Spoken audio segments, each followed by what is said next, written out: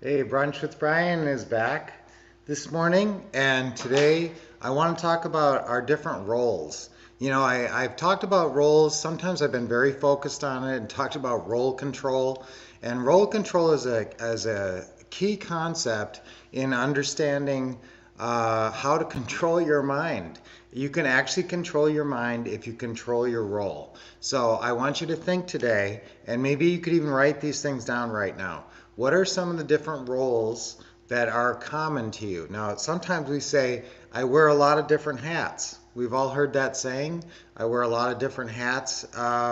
And some people in your company, some people where you work, maybe have a lot of different roles. Now, as an entrepreneur, you have a lot of different roles within your company.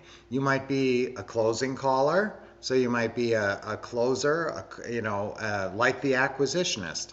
So, what is the role of the acquisitionist in your company? It's to call, it's to establish contacts, call. Now, one of the roles of your acquisitionist may be to develop leads, may be to help with the marketing. Okay, so you have to sort of define the role, don't you? Within your own company, you have to define the roles that everybody takes on. And then within your life, you have to define the roles. And the more you understand your different roles and are able to play them, most of the pain and heartache in life comes from being in the wrong role at the wrong time or not playing the role well. Okay, so we all play a lot of roles. What are our first roles we ever play? Is a son or a daughter. So when you were born, you were instantly somebody's son or somebody's daughter. So you were in a role. Now you didn't become aware of your roles till you grew up, and then you're still somebody's son or daughter. But the role you play as somebody's son or daughter now. Now I'm no longer anybody's son or daughter because both my parents are passed away. And actually, when your parents pass away, not only do you lose your parents, but you lose that role. So that's what's so heartbreaking. Sometimes people don't really understand, They say, oh, my mom passed away or my dad passed away. Well, guess what else passed away? Was you as a son or a daughter. That role that you played with them. Every time you were with them, every time you were talking to them, you were playing that role of a son or a daughter. And now that role is out of your life. And so sometimes, especially when you're very close and spend a lot of time with your parents, you really miss playing that role with them and being with them. But it's the role that is gone forever. Okay, and so if you lose a pet, that's why sometimes it's good to get another pet because you're a pet owner. That's a role that I play a lot. Guys, if you have dogs or cats, they're a big part of your life, and being a pet owner takes up a certain amount of time. Even when you're just sitting there doing some other work and the cat is on your lap or the dog is up against your leg, so you're always kind of a pet owner when you're around your pets. And so that can be a joyous role. It can also be a pain in the butt. Your pets misbehave, and but that's a role I really love. I will tell you, I would never give up that role.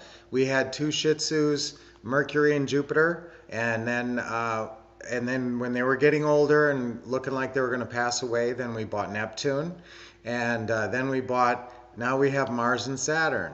Okay, and so Mars and Saturn are my little babies sitting over there, and they're our little Shih Tzus, and we've played out the planet theme.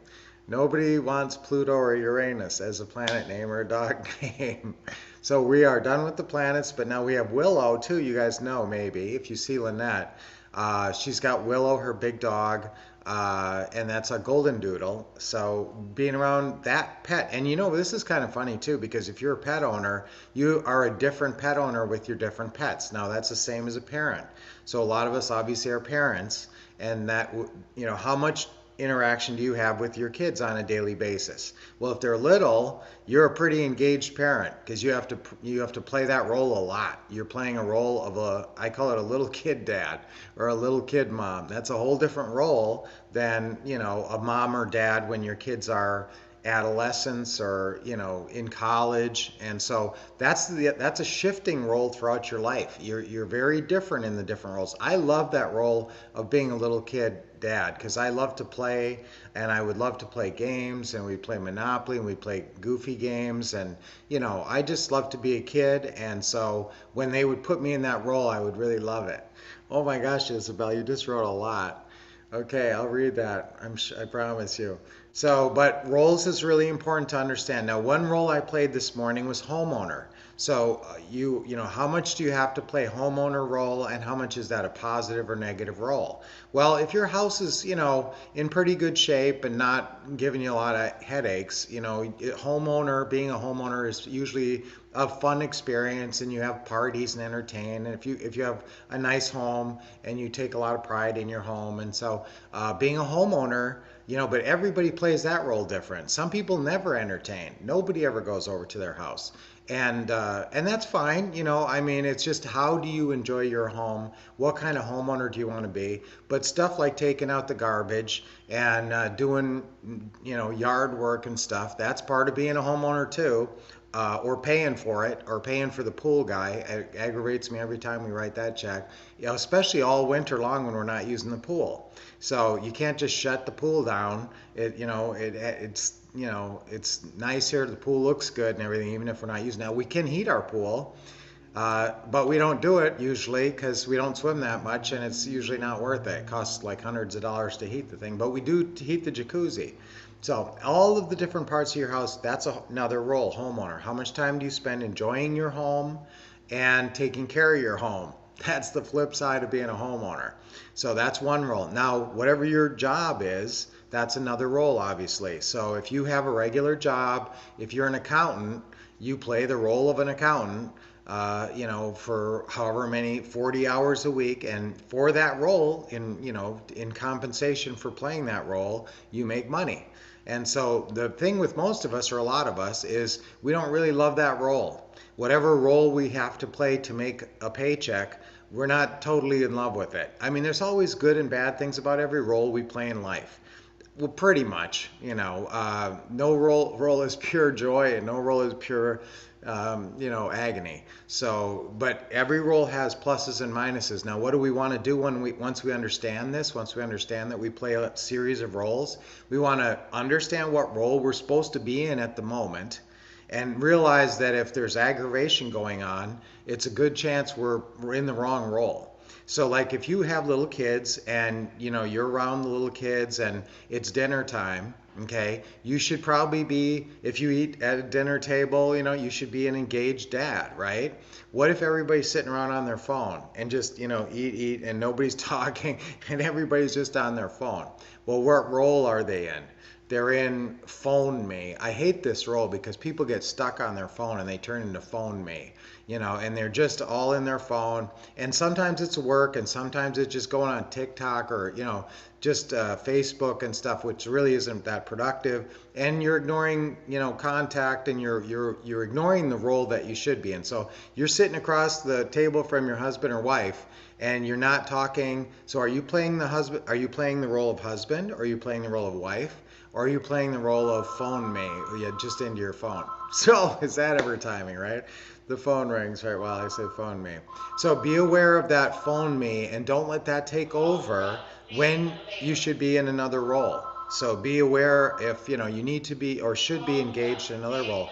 Now, like I said, we wear a lot of hats. So one of my newer hats is I'm a pickleballer.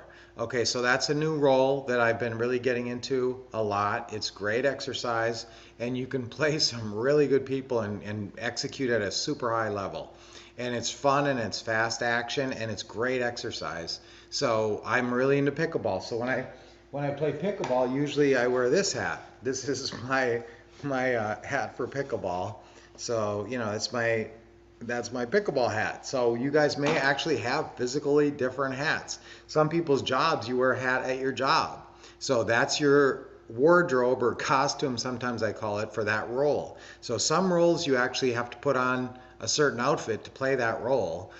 If you have a certain job, some roles, like I said, require, and even us, like, when we're teaching, one of my roles is real estate trainer, right? Now, when I do I don't feel like I'm partially real estate trainer and motivator in these mornings on Brunch with Brian. So I don't dress up, don't wear a tie. But if you see me in my role of real estate trainer, where we're doing an event, or teaching, or offering the what to say or what to do system or something like that, obviously I'm wearing a tie, really nice tie, I like, now for my role, my wardrobe for that role, I love a tie chain.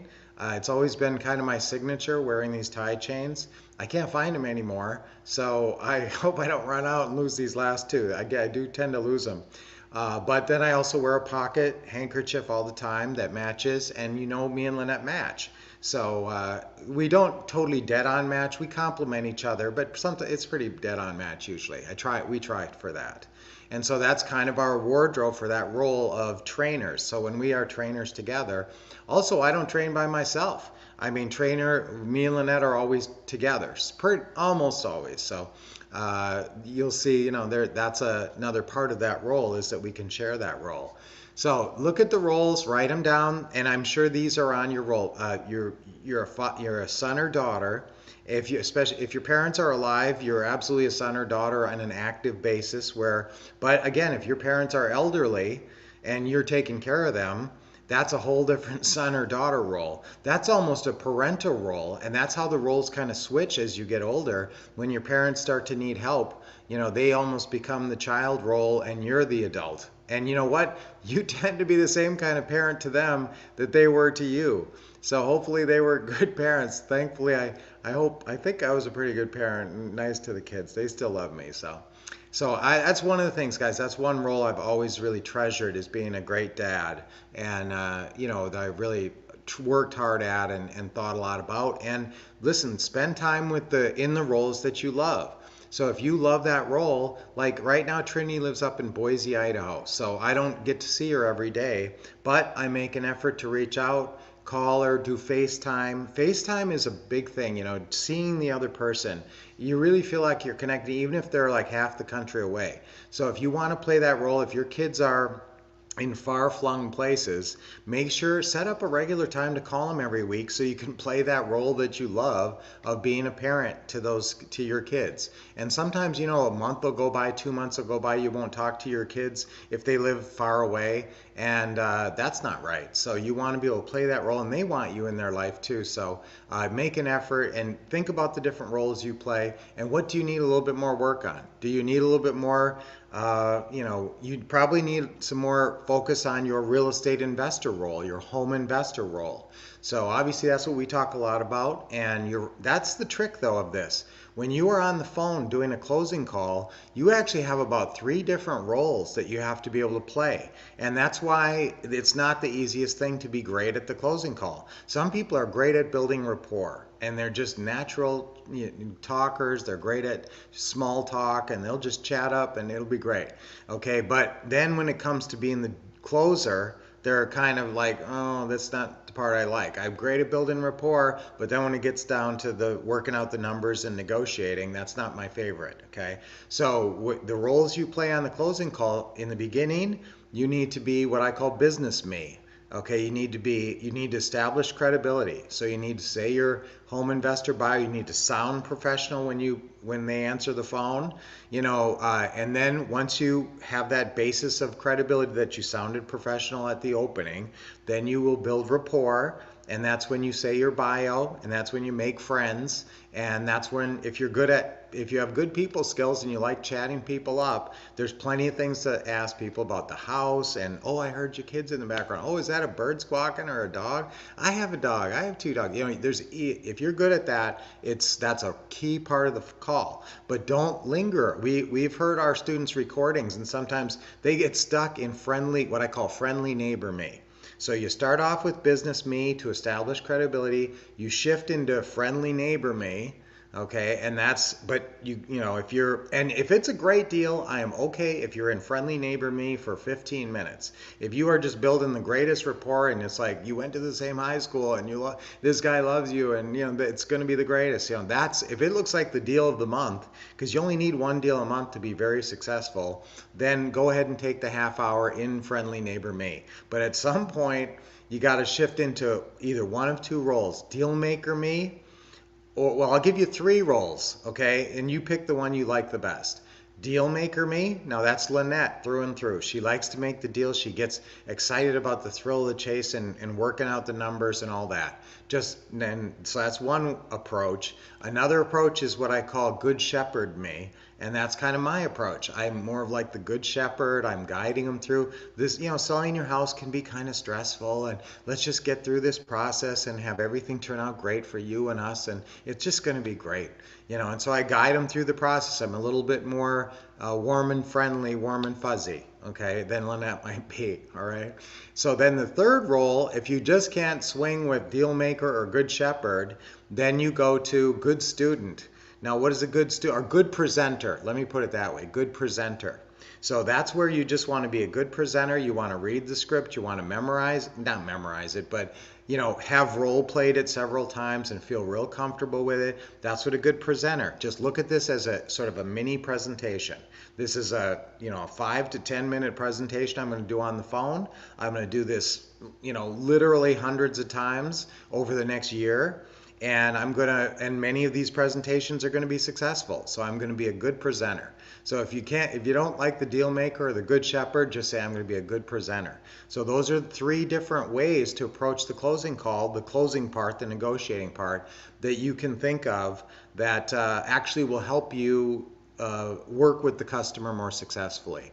And then at the end, you want to close up and you want to go back into friendly neighbor me. You know, oh, this is going to be so great, and I can't wait to come see you, and everything you told me about the house sounds so nice, and so we're going to see you on Saturday morning at 10, and are the kids going to be around? Oh, that's great, you know. So I mean, you go back into friendly neighbor. You can even go back into business me, you know, and so I'll see you at that time, and this is great, you know, this is going to be a great deal, and then you say goodbye, okay?